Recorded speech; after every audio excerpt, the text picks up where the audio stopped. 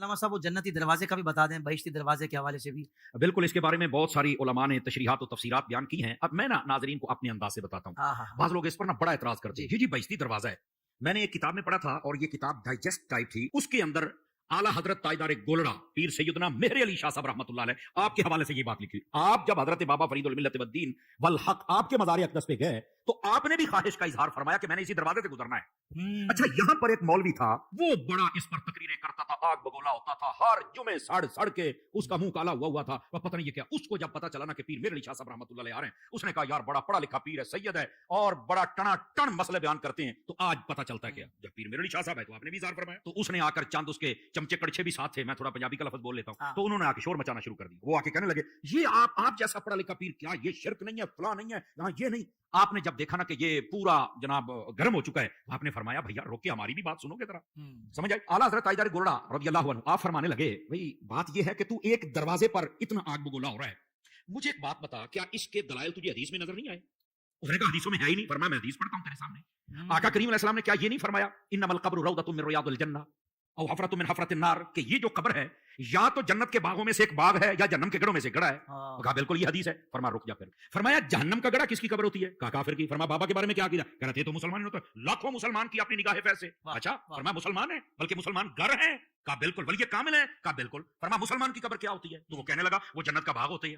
تو فرمایا بھئی اگر جنت کا باغ ہے تو سنیوں کو ابھی اس مسئلے کی صحیح طرح سمجھ نہیں آئی ہے، ورنہ چاروں طرف سے دروازے وہ بہشتی لگا لیتے، یہ تو قدموں کی جانب سے لگا ہوا ہے۔ کیا کہنے، باغ اگر ہے تو اس کو جدھر سے بھی دروازہ لگاؤ گے تو وہ باغ کا ہی دروازہ ہوگا نا۔ اگر مومن کی قبر یہ جنت ہوتی ہے تو جدھر سے بھی دروازہ لگاؤ گے تو جنتی دروازہ ہی بنانا۔ بہت اچھے۔ آپ نے جب یہ سمجھایا تو وہ حیران و ششدر رہ گیا۔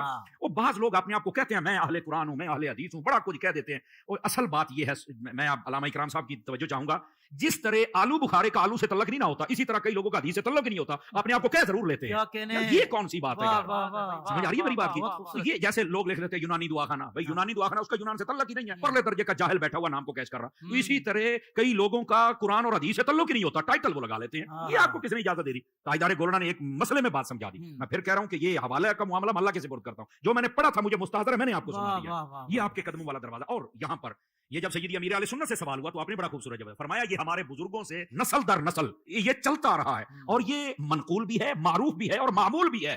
سمجھ آ رہی ہے؟ تو جب اتنی بات منقول و معروف و مشہور و معمول بیاہ ہو تو پھر ہم اس کا کیسے، ویسے بھی قبر جنت کا باغ ہے تو اس دروازے کو جنتی دروازہ کہنے سے مسئلہ کیا ہو رہا ہوتا ہے؟ ویسے بھی ضمنی معاملات ہوتے ہیں نا، ضمنی معاملات ہے، یہ کوئی عقائد کی اگر کوئی نہیں بھی مانتا اور اولیاء کو مانتا ہے اور اس کی عقائد ٹھیک ہے، دیٹس اوکے، لیکن یہ کہ اس کا یہ مطلب نہیں ہے کہ اس دروازے کی وجہ سے تم اولیاء کے دشمن بن جاؤ اور جو جاتے ہیں ان کو مشرک بنا دو، تو ایسی بات نہیں ہے۔ کیا دنیا میں بھی جنتی دروازہ ہو سکتا ہے؟ یا جنتی دروازہ بھی ہو سکتا ہے، اور حدیثوں میں تو جنتی آدمیوں کا بھی تو پتہ چلایا تھا نا، ہر نبی جنتی ہے یقینی طور پر۔ پھر صحابہ کرام 10 صحابہ مشہور ہیں جن کو جنت کی بشارت بزبان رحمت عالمیان صلی اللہ تعالی علیہ وآلہ وسلم دی گئی۔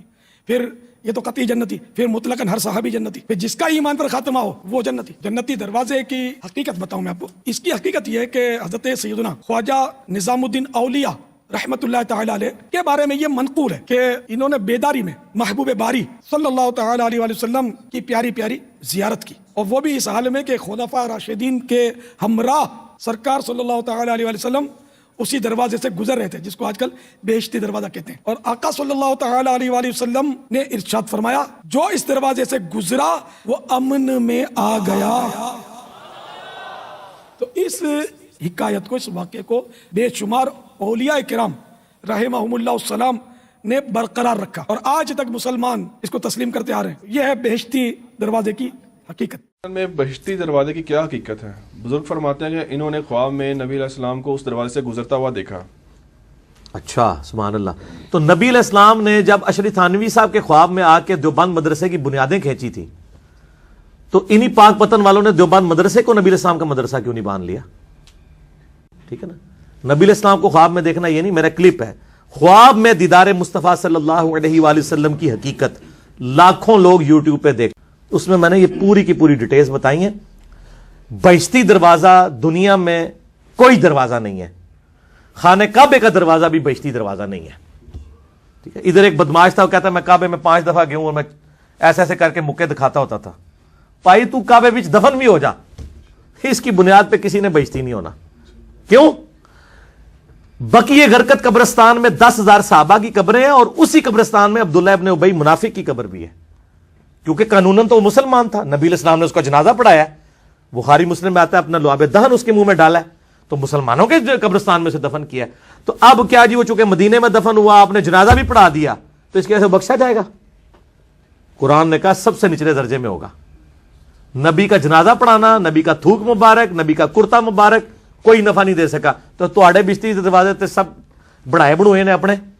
ہاں, دنیا میں ایک جگہ ہے جسے جنتی ٹکڑا کہا گیا ہے, وہ بخاری اور مسلم میں حدیث ہے, میرے گھر سے لے کے میرے ممبر تک جنت کے ٹکڑوں میں سے ایک ٹکڑا ہے, لیکن اس میں یہ نہیں ہے کہ جو اس میں آ گیا وہ جنتی ہو جائے گا نہ.